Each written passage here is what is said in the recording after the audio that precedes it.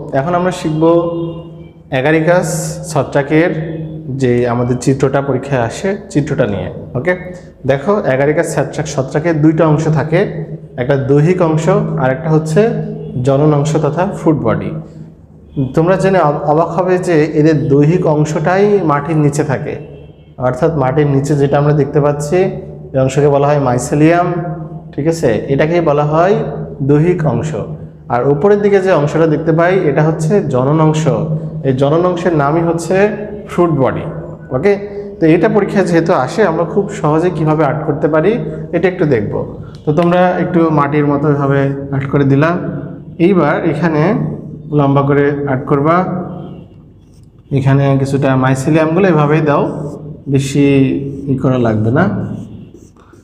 এর মাইসেলিয়াম এটাই মেইনলি দৈহিক অংশ। এটা লিখে দিতে হবে যে এটা দৈহিক অংশ।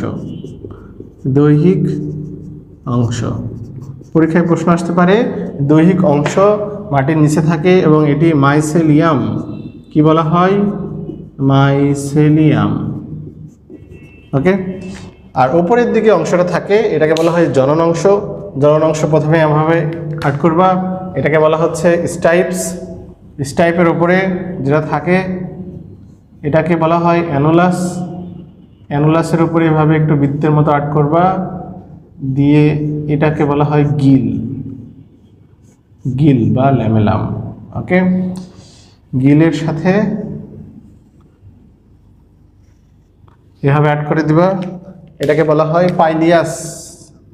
একটু যত সহজে চিত্র আর্ট করা সম্ভব হয়, চিত্র আর্ট করতে যেহেতু তোমাদের বেশি সময় দিয়ে দেওয়া হবে না, এভাবে আর্ট করবা। এবার মেনশন করে দিবা এটাকে কি বলা হয়? পাইলিয়াস। ইলিয়াস না, পাইলিয়াস। ওকে, এইটাকে বলা হয় গিল। গিল কিছুটা মাছের ফুলকার মতো দেখায়, সে কারণে বলা হয় গিল। উপরের অংশটাকে বলা হয় অ্যানুলাস এবং নিচের এই অংশটাকে বলা হয় স্টাইপ। তো উপরের যে অংশটা আমরা দেখতে পাচ্ছি সবসময় দেখা যায় না, এটাকে বলা হয় জনন অংশ। কি অংশ? তাহলে ছত্রাকের জনন অংশ উপরে থাকবে, অ্যাগারিকাস ছত্রাকের জনন অংশ উপরে থাকে আর দৈহিক অংশ নিচে থাকবে। জনন অংশের অপর নাম আছে। জনন অংশের অপর নাম হচ্ছে ফ্রুট বডি। এর আরেকটা নাম হচ্ছে ব্যাসিডিওকার্প। ব্যাসিডিও